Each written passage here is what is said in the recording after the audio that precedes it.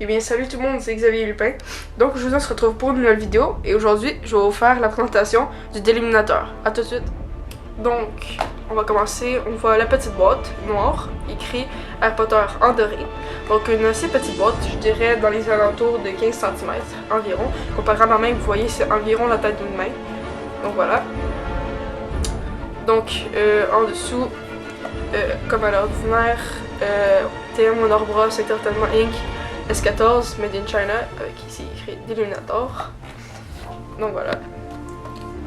Donc je vais ouvrir la petit couvercle. Donc on va voir une petite mousse comme sur les baguettes personnages. Et à l'intérieur c'est dur aussi comme dans les baguettes personnages. Voilà. Donc voilà, on voit. Je vais directement le sortir. Donc voilà, je vais vous présenter brièvement la boîte. Une boîte très dure. Pas très dure, c'est pas du ciment le truc là, mais c'est comme dans les baguettes personnages, dans les boîtes personnages, désolé. Si jamais vous avez une boîte personnage, ben vous pouvez voir que vous pouvez toucher votre boîte pour savoir environ c'est comment. Ben en fait c'est la même texture parce que j'ai une baguette personnage aussi. Donc je veux aussi des baguettes. Ben en fait je vais présenter cette baguette là dans pas longtemps.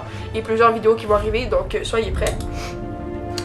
Nous allons commencer, on voit qu'il est assez petit, donc je dirais environ une dizaine de centimètres. Comparé à dans le film, il est très petit. Donc dans le film, il est beaucoup plus gros. Ouais, évidemment. Il n'y a pas cette forme un peu géométrique. C'est plus carré environ. Et c'est plus gros. C'est très gros.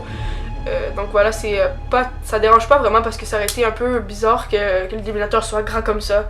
Donc on voit, ben en fait c'est dans le 1 qui est pas pareil. Dans le 7 partie 1, on voit que Ron, il ressemble vraiment à celle-là.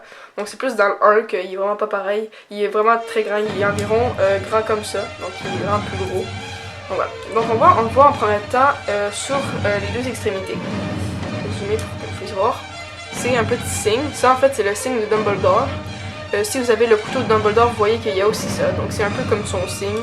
Comme un peu le signe de Newt Scamander qu'il y a sur son journal. Voilà, si jamais vous avez vu le film. Ensuite, on voit ici une sorte de truc pour allumer.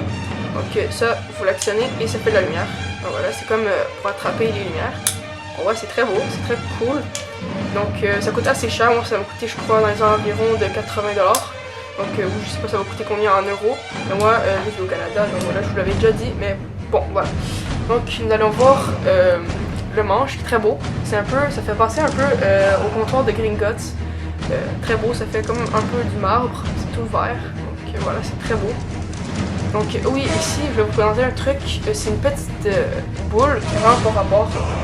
Personne ne sait ça sert à quoi, et non ça s'allume pas, comme vous pouvez voir, ça s'allume pas du tout. Et on ne sait pas du tout ça sert à quoi.